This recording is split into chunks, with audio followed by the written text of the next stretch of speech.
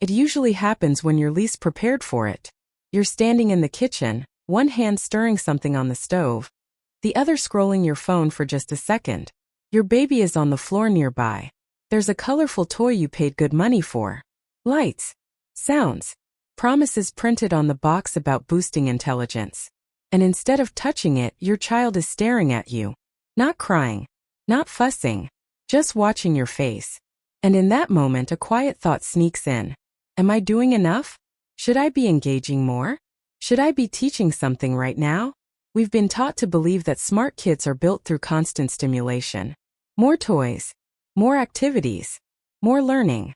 But here's the uncomfortable truth science keeps showing us. The moments we worry are not enough are often the moments doing the most. What parents think builds intelligence and what actually builds intelligence are not the same thing.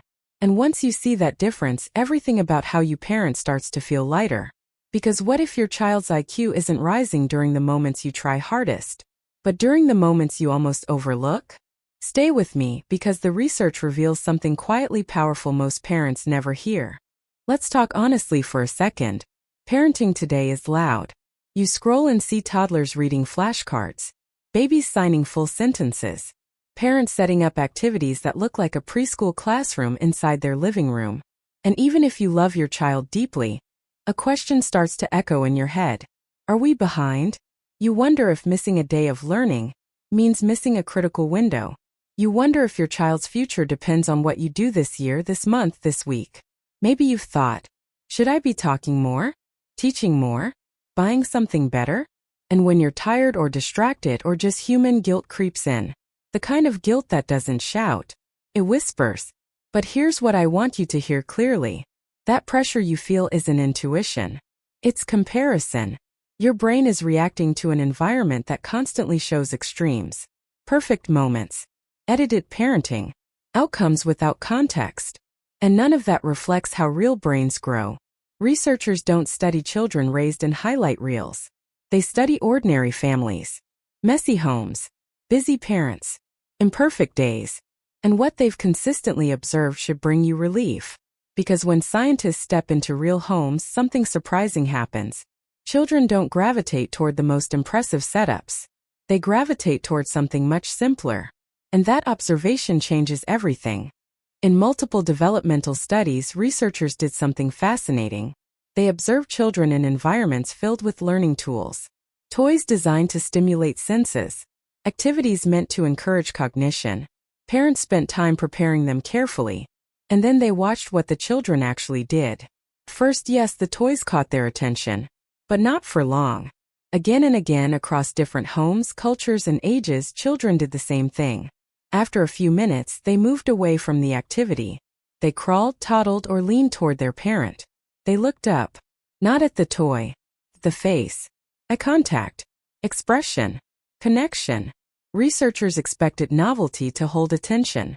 Instead, they saw something deeper. The missing insight parents often overlook is this.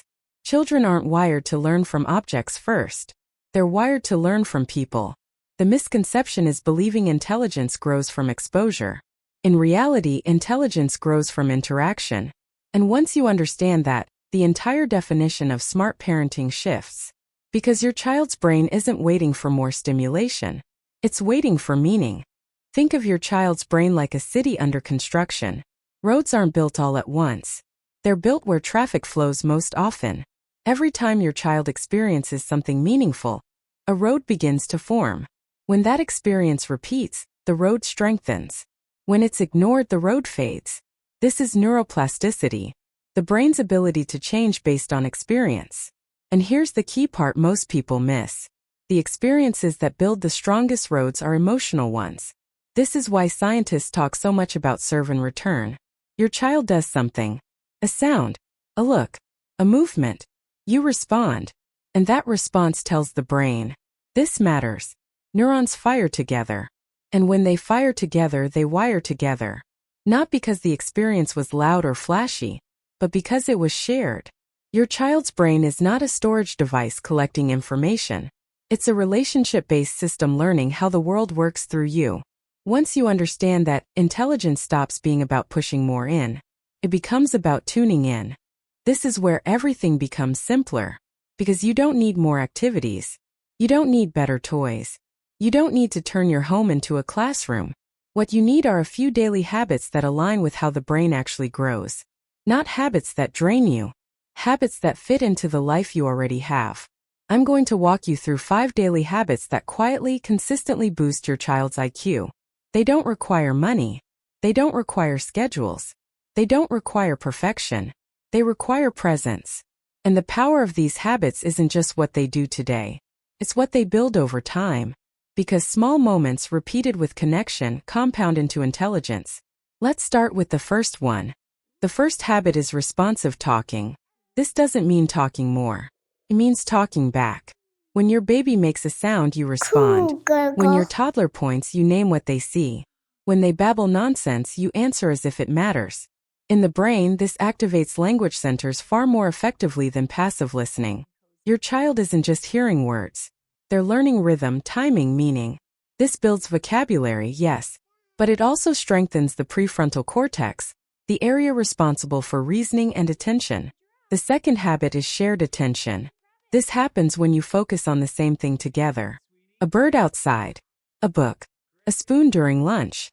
When your child notices something and you join them, their brain receives a powerful signal. My curiosity matters. Shared attention strengthens neural pathways related to learning persistence.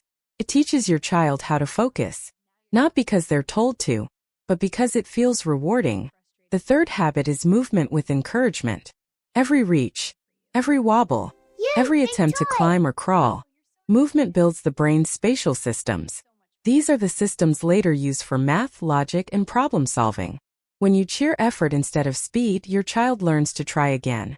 That builds resilience, a core component of intelligence that no flashcard can teach. The fourth habit is emotional labeling. When you name feelings gently, you give your child a map of their inner world. You're frustrated. You're excited. You're tired. This builds emotional intelligence.